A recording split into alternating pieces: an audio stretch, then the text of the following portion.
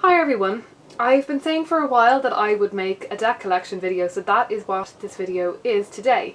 And what you're seeing in front of you now is the entirety of my deck collection. So as you can see, it's pretty small. And there are quite a lot of reasons for this, which I think I might go into a little bit. First of all, I haven't been reading tarot or oracle cards for that long. I can't off the top of my head think exactly how many years it's been now, maybe about 3. And for the first year or two, I really didn't want a lot of decks in my hands. I wanted to really focus on the decks that I owned and get really familiar with their symbolism and just learn from those before I started to sort of branch out into other territory. I also find that, and I've mentioned this in the video that I made about the Shamans Oracle, I also find that I just don't really like an awful lot of decks. I think I just have this idea in my head of what I want a tarot deck or an oracle deck to be and to feel like, and how I kind of want it to behave and how I want to feel about the symbolism and the artwork. And the vast majority of decks just don't do that for me. So I am generally very, very choosy and picky with the decks that I decide to work with. And in fact, as you'll find out as I go through my tarot decks, you'll find that actually the majority of them were bought or obtained as kind of learning decks, as learning aids. Some of them are decks that I mightn't even work with that much, and I just kind of want to have them in my possession for study purposes. Others that I probably will work with them, but I primarily bought them as a study aid. But I'll go through that as I go through it. So I would say that I really only have maybe 3 decks that were bought solely for the beauty of the artwork and no other kind of tarot study related purpose. So that's really quite a small amount. And of course my 2 oracle decks also were bought for, purely aesthetic kind of purpose as opposed to being a study aid. But I mean, my second oracle deck I kind of bought partially as an exploration into what an oracle deck is as well. So it does seem to be a big thing for me that maybe because I'm still at the outset of my tarot journey, only in the first couple of years, I feel like I still have an awful lot to learn, and I'm still really getting to grips with what tarot really is for me. And for that reason, I'm focusing on decks that I feel are going to bring a lot to the table in terms of deepening my understanding of tarot and exploring what the tarot is going to mean to me as I go forward. So as you can see, I currently have 8 tarot decks, one of which is kind of doubled up because I have 2 copies of the Rider-Waite and 2 oracle decks. The box up here at the top is just my Marielle Tarot box, but I don't keep the deck in that box. I just brought it out because it's pretty and I just brought it out with me. So I'll just go through each deck one by one, I think, starting with the tarot decks and starting with the one that I got first. So the first deck I ever bought, as many of you will know if you've watched many of my tarot videos, was the Shadowscapes Tarot. I had been learning about tarot for a very long time. I actually first started reading about tarot when I first came to paganism when I was about 15 years old. And I actually read quite a lot about the card definitions. I had a working knowledge of what tarot was all about, which is one of the reasons why when I actually came back to it when I was about 24 or 25, that it all came to me quite quickly. No, I was younger, 23 or 24. It all kind of clicked for me quite quickly, probably because I actually had that working knowledge of what the deck was all about, particularly the majors. I had studied the majors to quite some degree, but for some reason I'd never picked myself up a tarot deck. So I didn't actually end up buying a tarot deck until, like I say, maybe about 3 years ago when I was about 23 or 24. And I had been looking at tarot again ever since I'd become interested in kind of paganism, spirituality, the occult, that kind of stuff. I had definitely become interested in tarot, but at that point I was feeling pretty positive about the fact that I didn't believe that tarot could predict the future. And at that point I wasn't really aware of the fact that a lot of tarot readers also feel like that and don't actually use the tarot to divine or, to try and read the future. So that had kind of put me off for a while. And also I just found that I really didn't enjoy the Rider-Waite imagery. And I've mentioned that in the comparison deck review that I did of the 2 Rider-Waite editions that I own.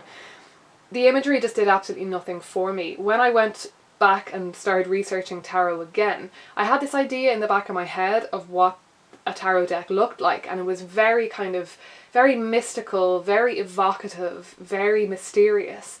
And I found that when I actually looked at the images again online of the Rider-Waite-Smith, that really the images weren't doing that for me. That some of particularly the majors, definitely have that, elicit that response in me, but most of them didn't.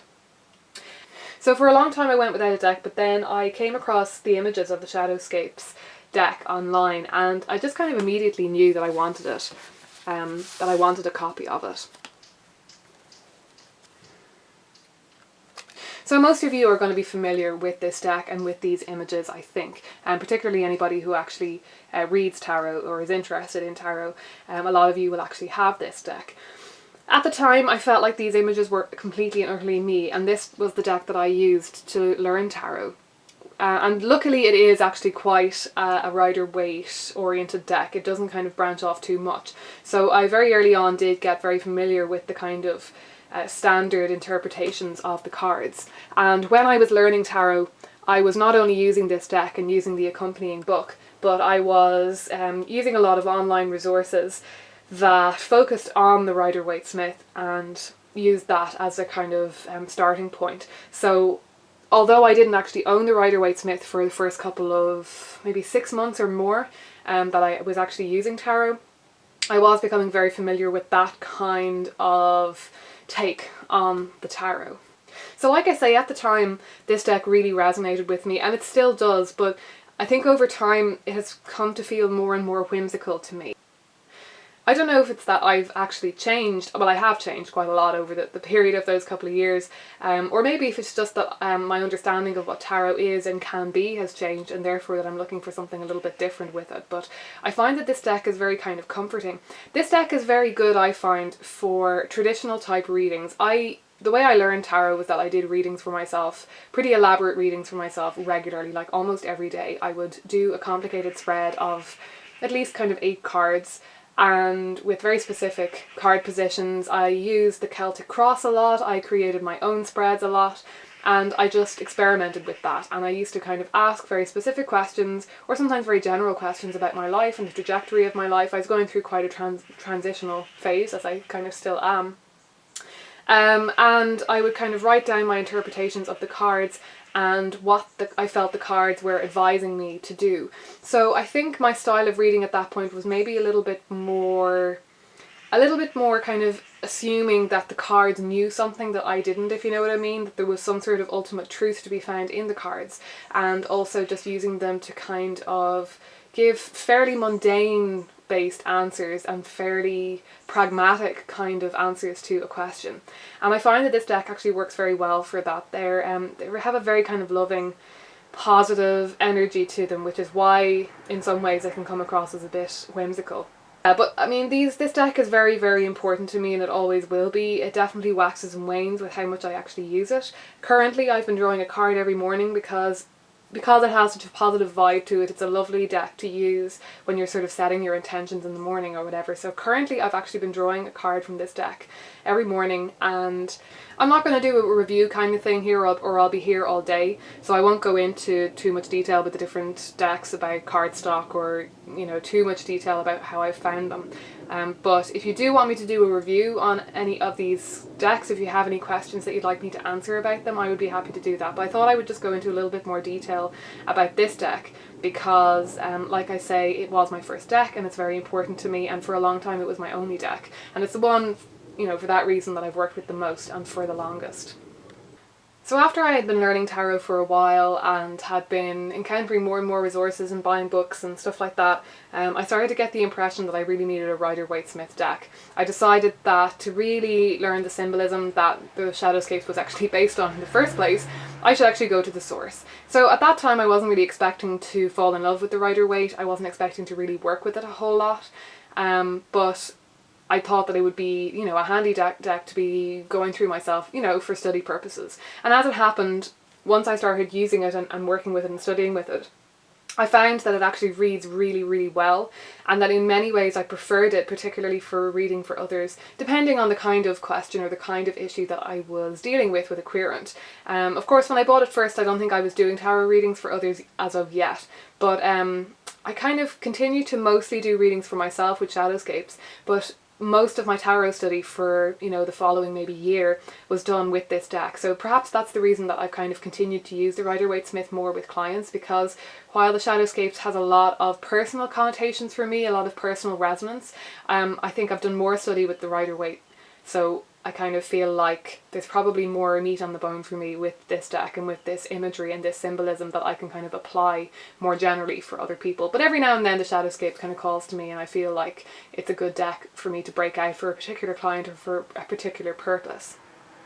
You're all going to be familiar with this deck too, and I've actually done a deck comparison video with this edition of the Rider-Waite-Smith and with the Centennial edition, so if you're interested in that, I'll link that below.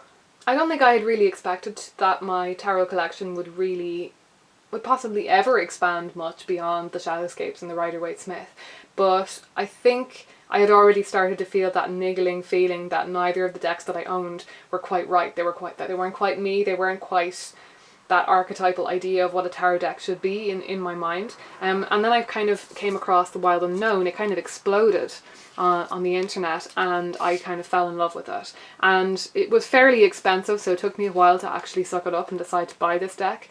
And I kind of also felt like I should work with the two decks that I had more first before I bought it. I felt like I really needed to have a deep understanding of the Rider-Waite first. But then I went ahead and got this deck. This deck actually took me a long time to really embrace and to really do work with and really start reading with, and I've hardly ever used it for clients for some reason. I'm not exactly sure what my problem with this deck is, because it's beautiful and when I do readings with it I really enjoy it, but maybe it's just that at the time when I got this deck my ideas about tarot were starting to shift and change, and I had stopped doing as many kind of in-depth readings on a regular basis for myself. I was more focusing on reading for other people, and I think that kind of meant that I just had different kind of needs as a tarot reader. So whereas the imagery is absolutely beautiful, I just feel like even to date that I still haven't become as attached to this deck as I expected to. These days, actually, more often than not, when I do a reading for myself, I will pull out this deck. But I still feel like every time I do so that I'm learning about it. I'm still making associations for myself. I'm still kind of learning what a particular card will mean for me when it turns up in a particular way, if you know what I mean. Like, I have a lot of associations built up with the first two decks, and this one has been a lot slower for some reason. But it is a very, very beautiful deck. And yeah, so this was my third deck, and this was kind of my first experience with branching out of the Rider-Waite-Smith imagery and really kind of breaking off into something that is quite a lot more abstract. And I mean, I don't have the guidebook, and I've gathered that the guidebook is actually not that helpful.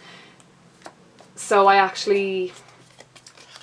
feel like this is kind of a deck where someday it might call to me to spend a lot of time with it and actually create my own meanings, like write a book of my own meanings for it, if you know what I mean, and really, really work with it. But for the moment, I think it feels like a deck that asks more questions than it provides answers, and for that it can be really, really wonderful, but it doesn't have that same kind of comforting, nurturing vibe to it for me as the other two decks do. This is the bag that I keep my Revelations Tarot in, and it's kind of a strange choice for this deck. It's not necessarily something that you would choose. It's just a bag that I had lying around, and it was too small for any of the other of my tarot decks, because this is probably the smallest deck that I own. So yeah, I just go with it. This deck was one that I actually picked up on a bit of a whim. And I haven't really done that with any of my other decks. Any of the other decks, a lot of research has gone into it. And I've been very, very sure before I bought it that I was going to like it and that I was going to work with it a lot. This one I bought on a whim, and it's the only one that I, in any way, maybe sort of regret buying. But I mostly actually bought it as a study aid, so I'm not too worried about the fact that I haven't broken it out a whole lot yet. Because it has this unique design where we have the kind of normal card image, and then we have a reversed card image kind of from the centerfold of the card up. If you see, you can see what I mean in the images anyway.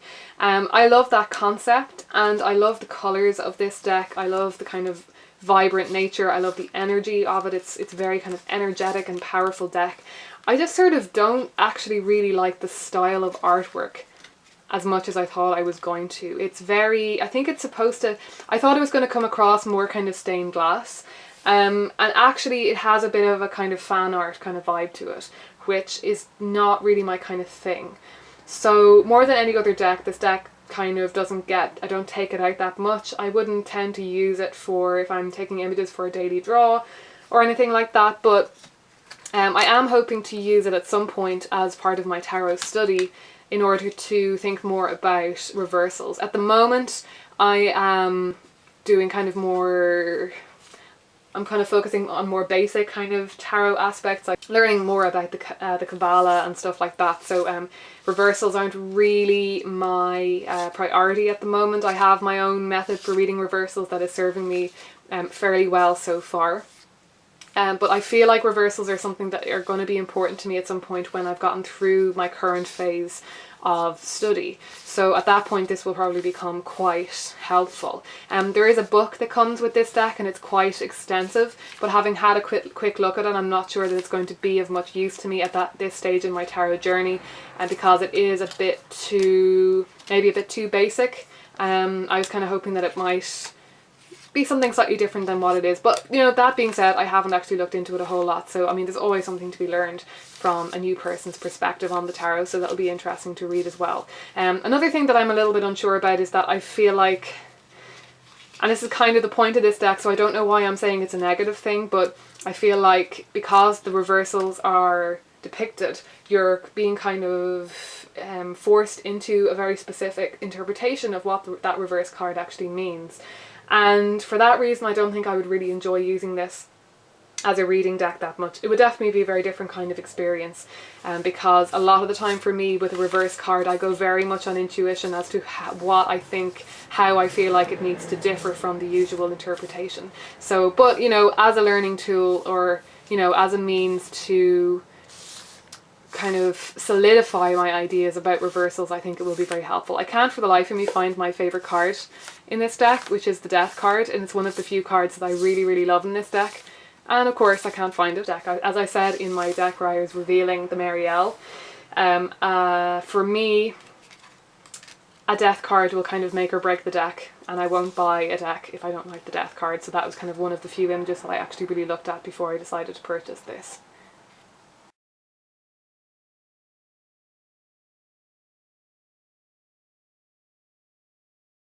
So the Marseille deck isn't technically a deck that I actually own. It belongs to Keith, my sort of partner with whom I'm on an extended break. He's in another country, he's in Malaysia for a year, so he wasn't going to be bringing this with him because he doesn't use his deck an awful lot. And he gave it to me to mine for the year rather than boxing it up and leaving it in the attic of his mother's house. So yeah, this was kind of an odd deck for him to choose to buy as a tarot deck, because if you know anything about the Marseille deck, you know that the pips aren't illustrated as you can see here. They just kind of have pictorial representations of the suit, but you know, they don't tell you a whole lot. So it's not a great deck to learn with. And he didn't really get into tarot a whole lot. He was just curious about it at the time. At the time we weren't in contact, or I would have like urged him not to get this particular deck. But he just got curious about it and bought himself a deck and used it a bit. You know, he messed around with it a bit over the years. Actually, the first tarot reading that anybody gave me was actually him. He gave me a reading with this deck, and it was around the time that I was getting really interested in tarot, so it kind of sparked more of a curiosity in me, I suppose. But I'm really pleased to have this in my collection because it's kind of one of those classic decks, and it's nice to see kind of some of the older imagery of what the majors would have looked like maybe at an older time before they got reworked by Waite and by Crowley. I really love the Death card in this deck actually as well. It's down here in the bottom right hand corner. There's just something about it. It's really simple, but there's just something about it that I really love. And yeah, I really like the majors in general in this deck, and it's interesting to be able to just take it out and look at it and, you know, see the differences, the ways in which the cards change in the Waite deck, the things that Waite actually changed from the traditional. And again, this is a deck that I probably wouldn't really use. I've never used it for, well, I've used it messing around with Keith, kind of doing readings for each other and stuff, but nothing more serious than that.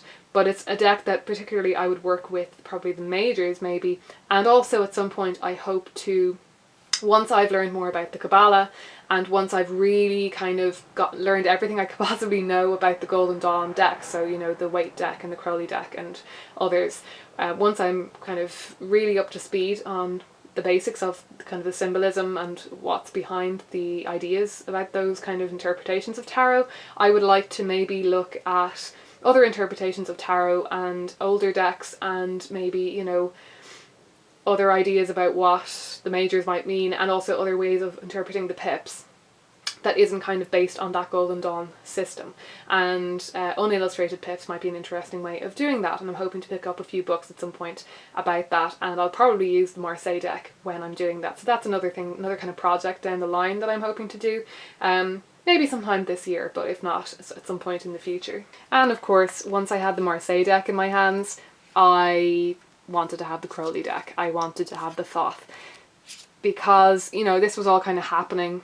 It just so happened that Keith was going away and packing up his stuff at a time when I was getting really into wanting to know more about the basics of tarot, not just looking at loads of different imagery and reading different people's, random people's interpretations and stuff like that, but actually kind of learning about the Golden Dawn and about what the imagery and the symbolism, what was actually intended by Waite when he was coming up with his imagery. And of course then once you've looked at Waite, the obvious next place to go is to look at the Crowley deck. So this deck is actually really beautiful, and I haven't used it yet to read for myself or for others, but I absolutely expect that I will, because I actually really love the imagery of this deck. I'm not sure that I'll really get into Crowley's take on the tarot. It's a lot more overtly associated with the kind of Golden Dawn interpretation.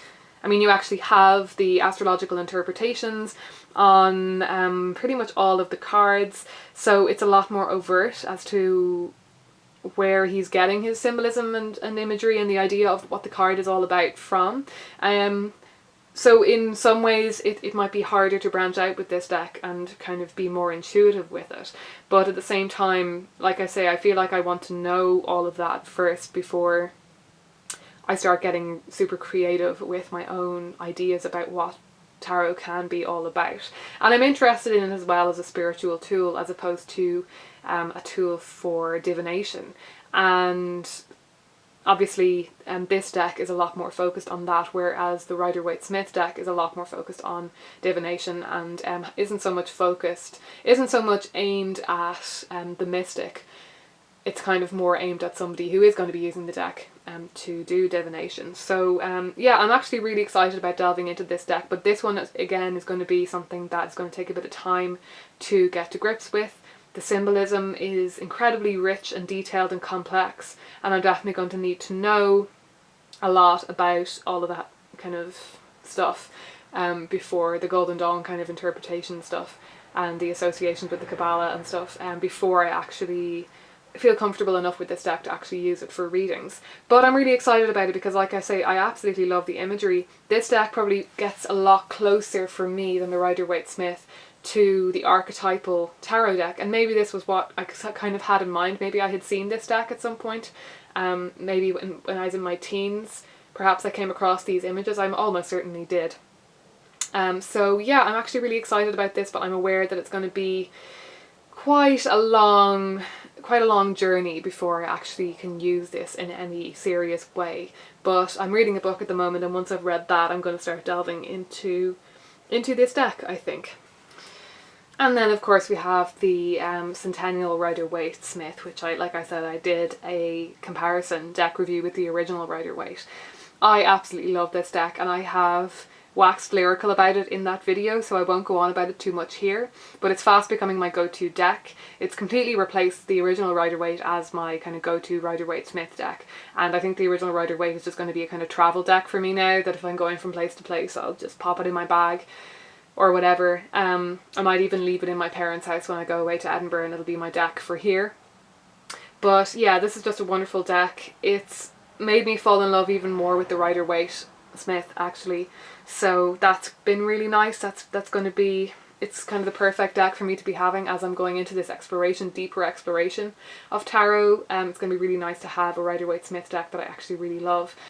And then of course I have the Marielle Tarot, which I did an unveiling of. I got this as a gift from the wonderful JJ. I'll, you know, share all her links and stuff in the down bar as well. And I keep this deck in the wonderful bag that she made and gifted to me also with the deck. So this deck, oh, this is a really special one. Again, I'm not going to go on too much about this deck because I recently did an unveiling of it, so I talked about it a bit and showed you some images, and I am going to do a review of this as soon as I've actually finished going through the deck and getting to know it. That process has actually been a lot slower than I was initially hoping though, because July was a bit of a wipeout of a month with everything going down. So I'll be getting back to this soon now that I'm feeling a bit more back put together. So what I've been doing with this deck is I'm going to go through each suit, and I have a notebook that I've been meaning to use for ages for a tarot deck that has 5 sections in it, and what I'm doing is I'm writing down a page of my initial impressions of the card and what I glean from its symbolism and what I think the artist is trying to convey with the card. And then once I've written that page, I go to the book and read what what she actually has written about it, and I kind of compare notes, and it's been a very interesting process so far. But I've only gotten maybe halfway through the majors so far with this, so obviously I've got quite a way to go, but once I get into it, it'll probably go quickly enough because it's kind of addictive. It's such an incredible deck, and I just can't wait to kind of go through every card and start to compare her interpretations with what I have learned about the tarot and what I have come to experience and know about every card. I just know that this deck is going to give me a whole other layer of meaning and understanding to the tarot and to each card, which is really, really exciting. So yeah, as I said before, I have a good feeling that this deck is, I think this deck is always going to be my go-to deck for readings for myself once I've kind of gone through every card and once I've kind of done the work with it that I feel like I need to do before I actually start to draw cards for myself. But yeah, I think this deck is probably going to get me back into doing tarot readings for myself a whole lot more, because it just feels like the perfect balance of everything, the richness of symbolism, and that there's enough of the traditional meanings in there in the card. There's enough that I can see in it that I recognize, but there's also so many new ideas too, which is always really exciting, and I love it. This might be for me the archetypal tarot deck, but you know, we'll see. As far as I can remember, I bought the Shamans Oracle around the time that I got the Wild Unknown, maybe a little bit afterwards, but around that kind of time. And I think the way I came across this deck was through Kellyanne of the Four Queens.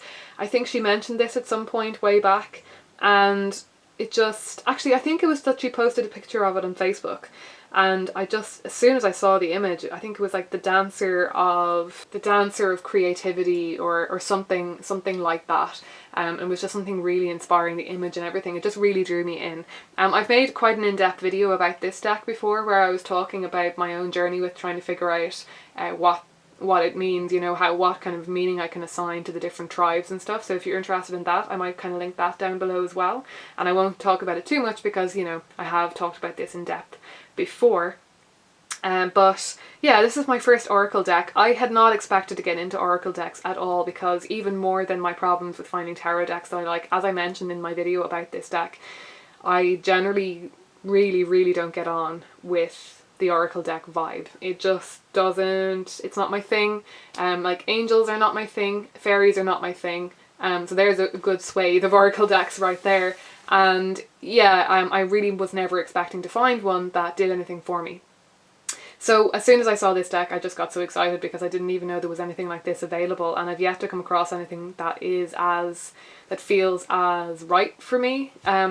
So yeah, I'm still figuring out how to use this deck, and I've had it for so long. I've had it for years, and I do break it out fairly regularly. I often draw a card along with tarot cards, or sometimes I do a reading by itself, or just draw one card, and it's yeah, I'm still getting there. Like it's nice, it's nurturing, it gives me something, it gives me a jumping off point, which is what I'm finding is most useful for me with Oracle decks, but I feel like this deck has more to give, so I'm still working on finding out what that is and how I can access it. And then finally I picked up the Gaia Oracle at the same time that I bought the Centennial Rider-Waite-Smith. I wasn't sure about this when I bought it. I wasn't sure how I was going to get on with it, and there are things about it that I don't love in the ways that I was expecting, but this is very much kind of the kind of traditional type of Oracle deck. It's very kind of love and light, almost has an almost kind of Christian tone to it. I mean, not an overt Christian tone, but you know, it's called the Sacred Heart, this card that is on all the backs. So although it has that kind of Gaia thing, I think it definitely has a bit of a Christian thing. I don't always agree with all the things that the book kind of suggests with each card. Like, I think I'm just gonna have to do a review of this deck. There's too much for me to say. I can't really get into that point because I'll go off on a ramble. I have issues with, I don't know, the female images, I don't know, they're just so kind of idealized, and like what's the story with an image of a woman who is part of a tree, so she's very kind of natural, of the earth, who doesn't have any pubic hair? Like, that just upsets me. I don't know if anyone else understands that, or if you just think I'm crazy, and maybe this is just a very American thing, but like the image to me of a purely natural woman who's literally, like I say, she's a tree woman. I don't think she's shaving. It doesn't make any sense to me that she doesn't have any bodily hair in general. Just those little things like that, and like also I think the only image of a man in the whole deck is clothed, whereas the women aren't, and I find that a bit strange as well. So I just have a couple of little niggles like that, but overall I really do love the vibe of this deck. It's my favourite card. I mean, this is the reason I bought this deck, let's face it. It's such a beautiful image of Ganesha, just so pretty.